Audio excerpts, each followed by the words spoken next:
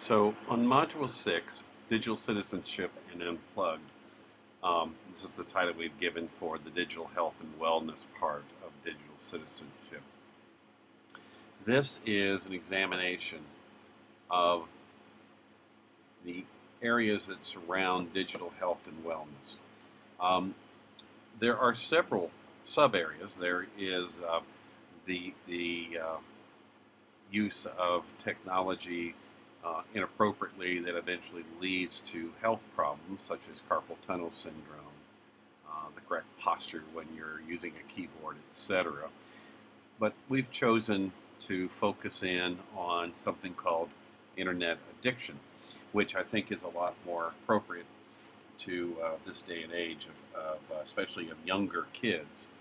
And so if you go in here and look, what we've done is we've included an entire article here for you to read and research around internet and computer addiction.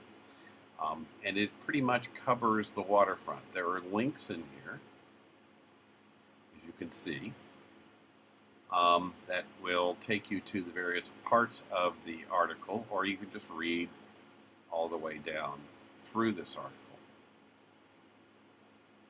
As I said in the email that I sent out about class tonight, this is fairly straightforward. You're basically reading this and then responding to it with a paragraph in your wiki space.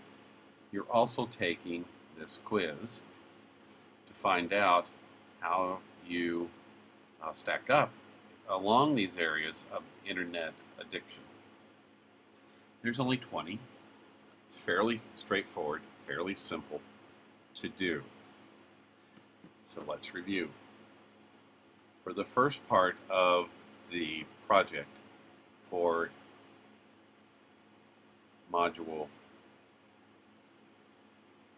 this module, Module 6, all we're doing is we're reading this article that's already here in the module for you. As I've said, if you click on the links, they will take you to where the module is. So if you would want to read it or print it out, etc., you can do that.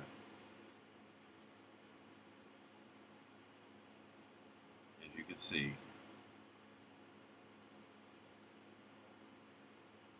there it is. You're going to read all this and respond with just a simple paragraph.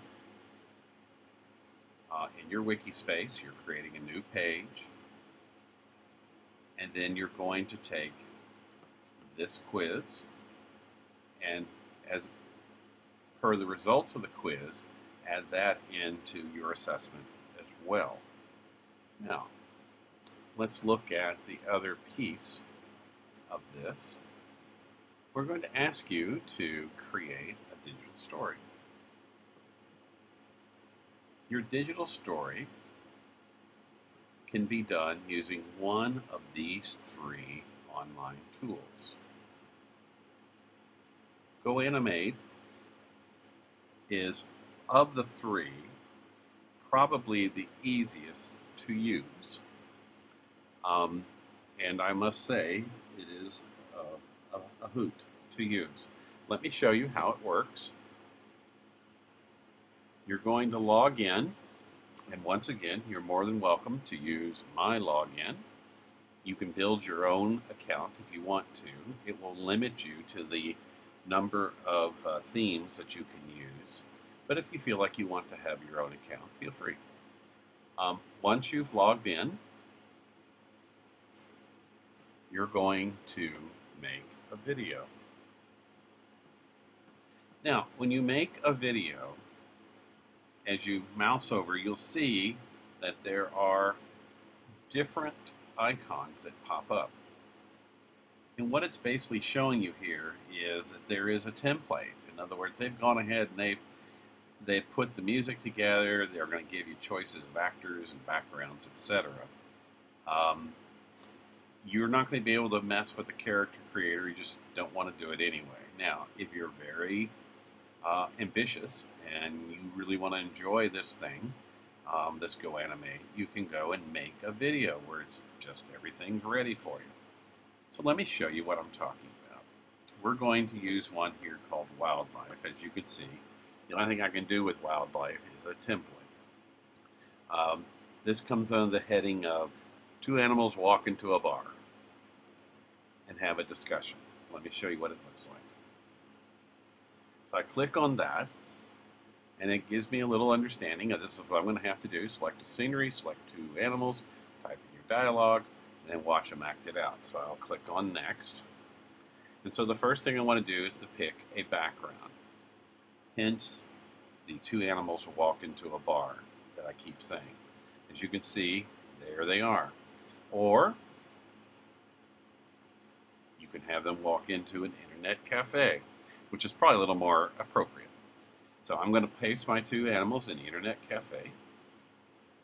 I'm going to decide which animals I want to use. And as you can see, I'm limited a little bit here. But still, I get an elephant, a zebra, a giraffe, and a hippo. So let's go and pick a hippo. And we might pick a zebra. Next. Now I'm ready to type in my story. And so all I'm going to do is just start typing in dialogue. Now notice when you're typing in your dialogue, you do have choices here as to the kind of voice that you might like to have. And you can play with these voices to see if it's a kind of voice that you would like to use in your video. And, sorry, I wanted you to see, you have 180 characters that you can use. Also, I wanted you to see, if you wanted to, you can record your own voice. It is a wonderful, wonderful tool. Okay, so let's go back.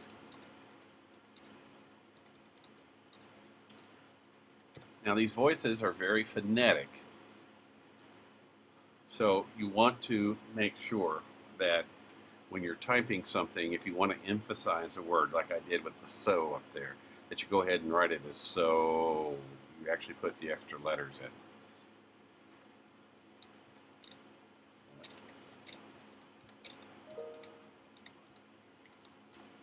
Okay. And now, of course, I want to go in and change this voice up. So let's give him a cool British voice. And then I keep going. Now, notice down here that it says I can add as many as 30 dialogue boxes. So I have 180 characters that can go in each line of dialogue, and I have up to 30 lines.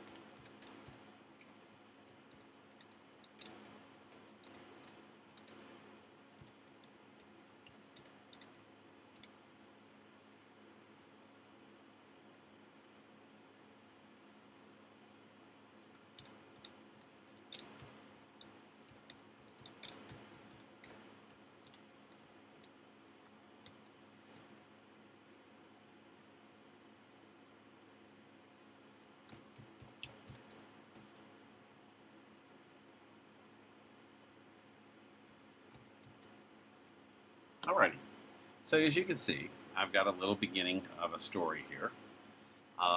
When I want to preview it, I just hit the preview button, and it will start to build it for me.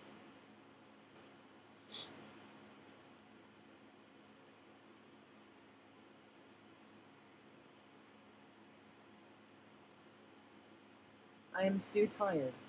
What is the problem? I have been playing video games all night. Don't you know about digital citizenship rules around game playing / you may be suffering from an addiction? What? Another addiction? Okay. So now you can see it.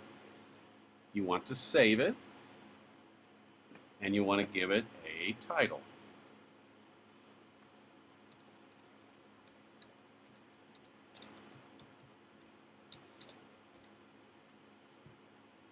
Don't worry about giving it a description. No, by the way, this is if you're ready. Now, if you're not ready, that's fine. You can go back to your preview, and you can go back and edit your wonderful video. Just make sure. I am so tired. Yes, I know. Make sure you have it saved. Now, when you're ready, you go to Publish. And as you can see, very simply, there it is. There's your wonderful embeddable code that you can now copy out and place over into your Wikispace page. Let me give you a heads up about copying code from places like GoAnimate. Sometimes when you put it into your Wikispace, your browser may bark at you about content from outside of the Wikispace's site. So if you're using Firefox, look up for the gray shield and tell it to basically allow secure content in. If you're using Internet Explorer, look at the bottom of your screen. It'll say, do you want to allow this content? And you'll say yes. So here I go. I'm going to copy. I'm going to take it over to my page, and I'm going to paste it in. That easy. Once I have published it, if I need to, I can go right back in, and I can edit my video, and it'll take me where I left off. So that's all there is to it for GoAnimate. It's simple, just a hoot of a program. Now let's look at Bitstrips. What Bitstrips does is it allows you to build a comic strip online. Once again, you're going to log in as your favorite instructor. And the nice thing about it is, if you want to use this with kids, as you can see here, you can create a teacher profile in here that you can then give codes to your kids, and then they can use it to essentially build their own process. And as you can see my code? So if you want to use this with kids, feel free. You can go in and create your own little classroom that you could then give kids access to your classroom through creating your own unique student code. All right, let's see. And you can do that right here, as you can see, add new classroom. It's that simple. What we want to do is we're going to make a new comic. You know, I should have changed my avatar.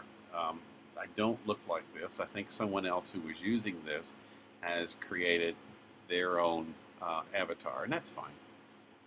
Just look at it and go, oh, that's not me. All right, let's go over here to My Comics. And then you're going to click on Make a Comic. Okay. From here, you can decide what you want it to look like. In other words, are you going to do a 1? You're going to do a 2-panel, 3-panel, so on and so on. So let's do a 4. And now once I have it decided, I can now start going into my art library, and I can start with scenes, drag them down into the comic area. I can do characters, drag them down into the area, and I can play, as you see, as soon as you drop them in, you can start playing with their bodies, and you can actually have it automatically move their hands for you, so you don't have to do that. You can have them smiling, you can have them sad, you can play all kinds of things here. Okay, and now you're ready for the text bubbles. So you bring in your regular speech text bubble. This is the part where it gets a little tricky. You have to play with the size of your text bubble to get your text in.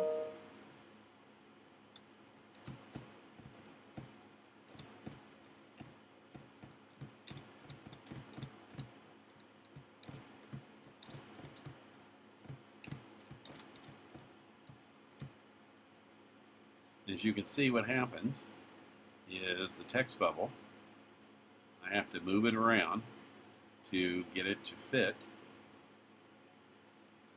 into my panel.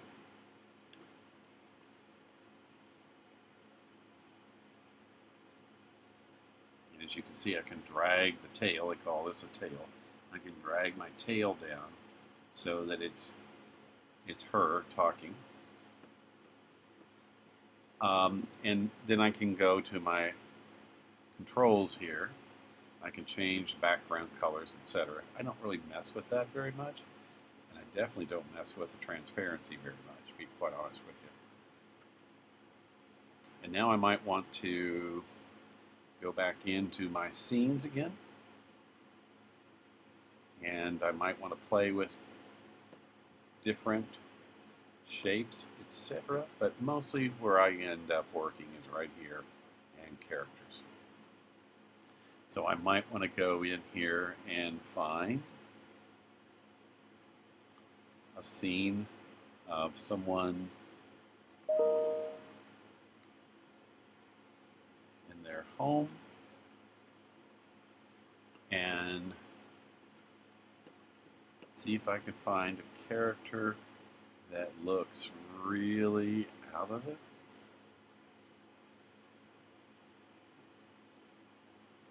Let's try this guy. Or this gal, I should say. No, I'm not going to use her. Now, to get rid of a character that you don't want to put in, you can just basically highlight it and then hit your backspace or your delete and get rid of it. But you get what I'm doing. So I'm basically scrolling around here looking for the kinds of people that I want to use. Here we go. No, that's not the kind of person I want to use. All right.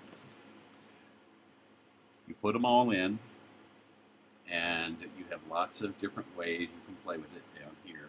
You have layers you can use. You can lock things down so they can't even draw on it. You can group things together. It's a very straightforward, simple little program. I'm going to save what I've got. I'm going to save it anyway, even though I don't have a title.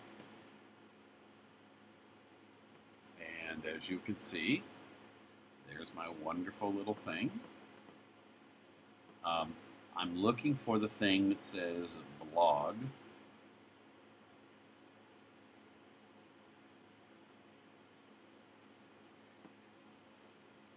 I have to share it, which I did. And now I have, there's my embeddable code again. And if I want, I can preview it so I can see what it'll look like. And as you see, it basically is just a little window that lets me flip through my comics. So that's Bit Strips. Very, very simple, very easy to use. If I need to go back in and work in it, I can unshare it. And I can go back, as you can see here, I can just work away. I don't have to get too crazy. Just click on Edit again, and now I'm right back into it. Very straightforward, very simple little program.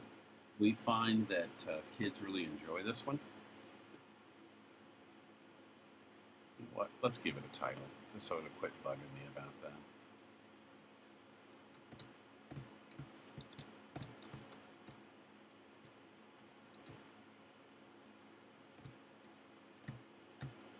All right.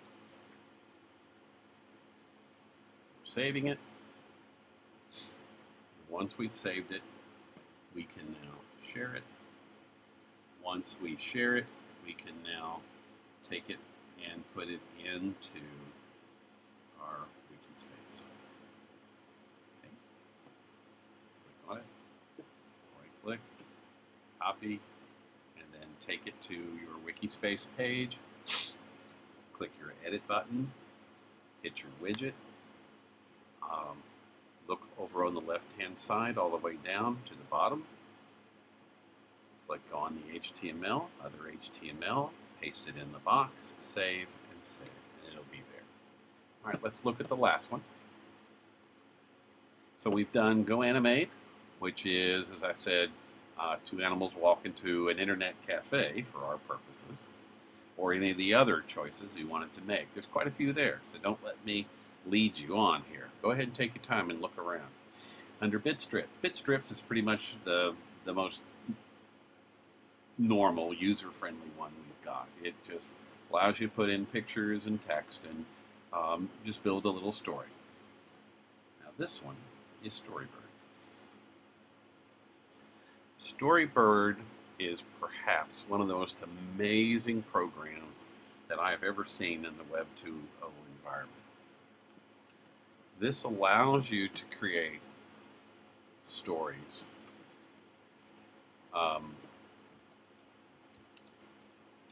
that use beautiful, beautiful artwork.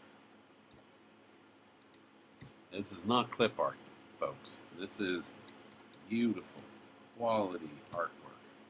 And what I love about it, oh, by the way, you're signing in with that same username and password.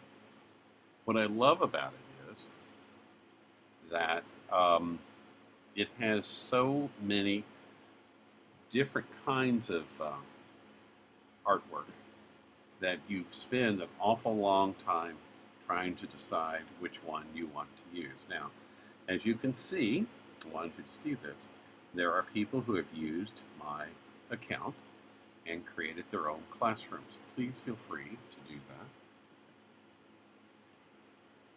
And as you can see here, looks like we have some kids that have created some things in here. So let's go ahead and write. So the first thing we have to do is we have to decide which artwork we're going to use.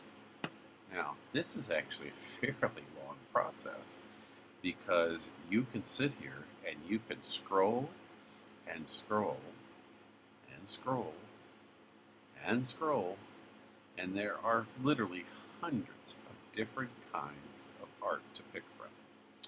Now, this one's new. Let's see what this iPad one is all about. Come on in. Sorry about that. Somebody walked in.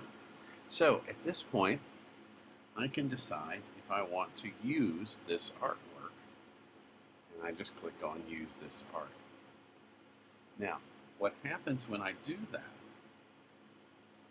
is it's like the artist is now going to dump their portfolio at my feet, and I get to decide how I want to use it. Now, look at the choices you have here. Your long-form book is multi-chapter. I don't think we're going to be doing that for our class.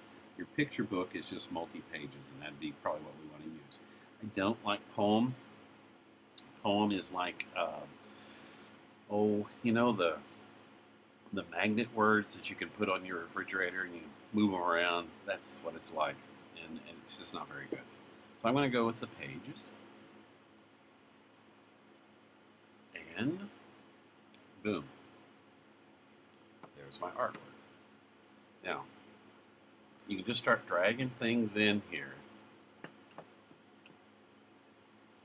to look at what's available to you. And the whole idea at this point is to start thinking about how you might want to build your story. When I've done this with real kids, you have to build in some time for them to sit and play. so they can start understanding about what they are wanting to do.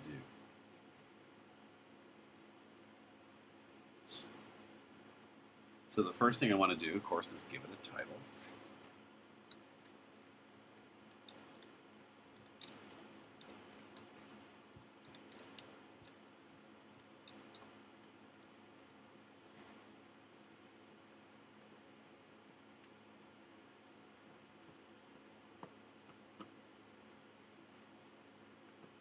And then I'm ready to start playing around with the writing. So see down here at the bottom, oh, I can change the color, by the way, of my background, etc. I'm going to click Add another page, and here's my other page.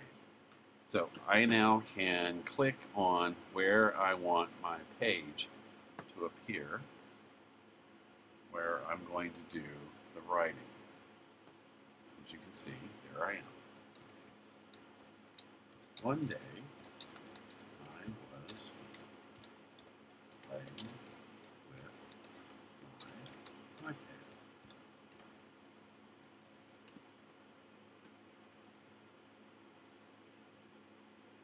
I'm going to click on the plus sign, give me a new page. And now that I sort of set it up, I have to decide what picture I'm going to bring into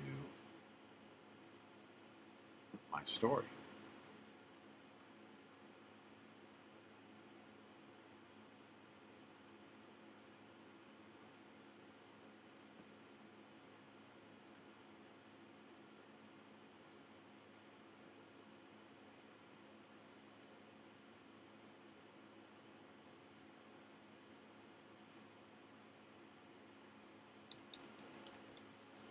I must have been playing for a long time. You get the idea. And then I keep moving on with my story.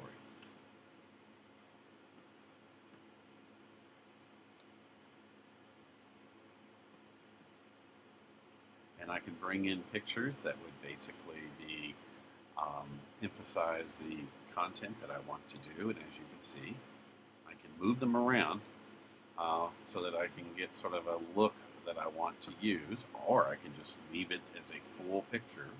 So if I really wanted to have something that really hits you over the head, I can do that. Okay. So you get the idea. You're going to save, which I'm sorry, it's kind of blocked here by my screencasting.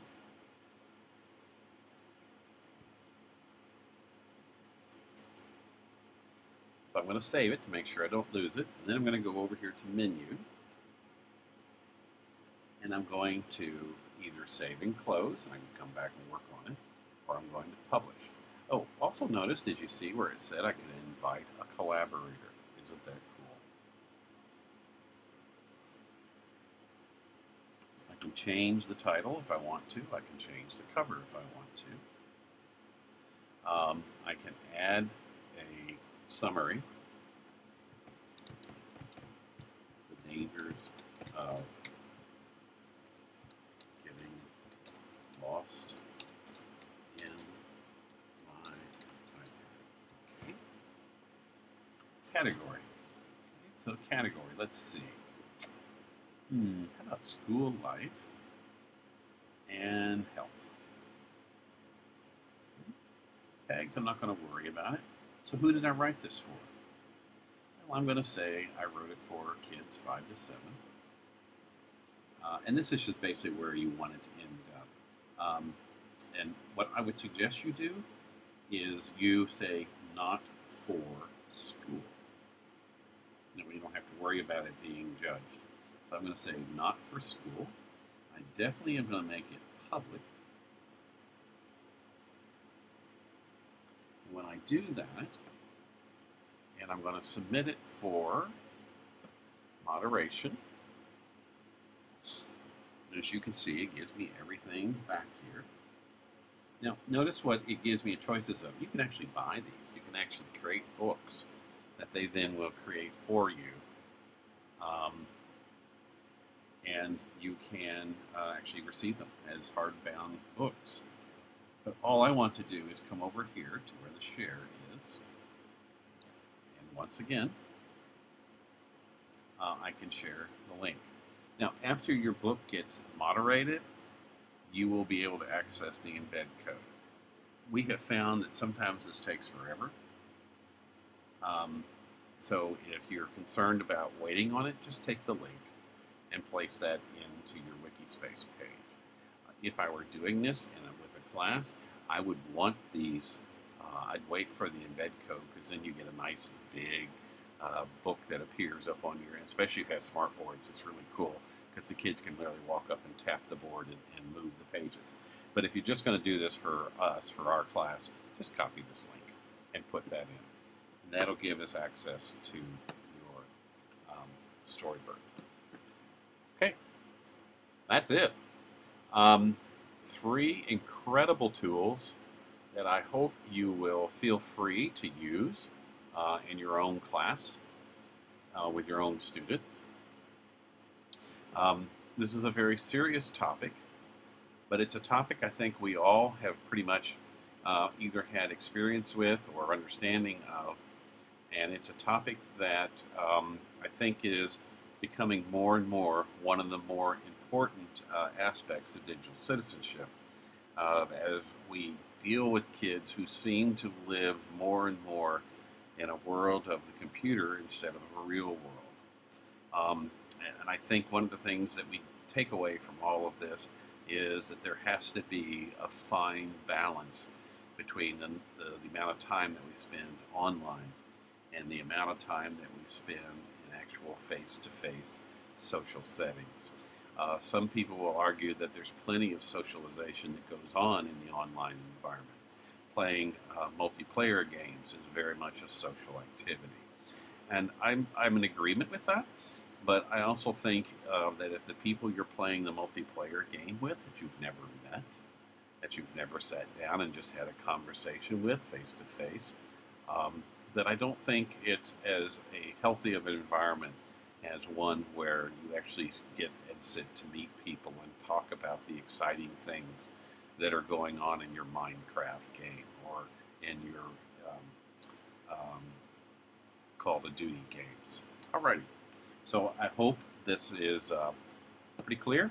If not, you know what to do. You can reach me either through email or through my text messaging, which is 502-457-2937.